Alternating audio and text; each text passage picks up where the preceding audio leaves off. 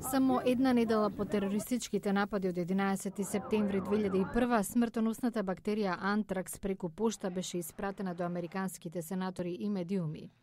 Од изложеност на антракс починаа 5 лица, 17 се заразија. Повеќето експерти се согласни дека САД беа неподготвени за евентуален биолошки напад, а некои тврдат дека тоа е случај до ден денес. Независна комисија која ја назначи Конгресот предвидува дека некаде во светот во наредните години најверојатно ќе биде извршен биолошки напад. Токму оваа информација ги поттикна сенаторите од Комисијата за домашна безбедност да изготват предлог закон за спречување на ваков напад.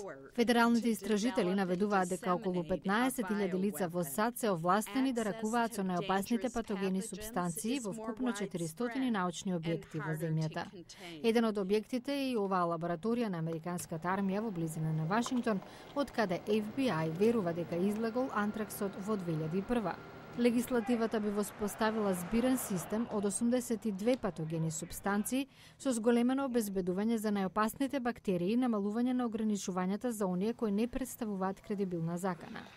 Малите сипаници и антраксот би биле во групата 1. Се предвидува годишно да бидат издвојувани $50 милиони за дополнително обезбедување. Американските сенатори се надеваат дека предлог законот ќе постави стандарди што би ги следел целиот свет. Боб Греам преседава со комисијата што предвидува дека во иднина ќе се случи биолошки напад. Во светот постојат околу 20 земји главни производители на патогени супстанции. Дополнителни 20 па и повеќе ги зголемуваат своите способности. Потребно е да го контролираме ова прашање сега. Времето не е на наша страна. Преку предлог законот би се идентификувале земите во ризик, а потоа би се пружила помош во засилување на обезбедувањето во нивните лаборатории. Предвидено е и обука на научниците кои ракуваат со патогените материјали од групата 1. Со мерката би се обезбедиле $40 милиони за меѓународно справување со проблемот, а потоа и 75 милиони во 2011 година.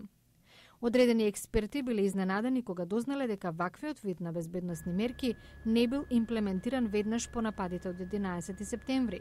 Научниците и законодавците велат дека тоа се должи на ривалството меѓу владините агенции и недостатокот на комуникација.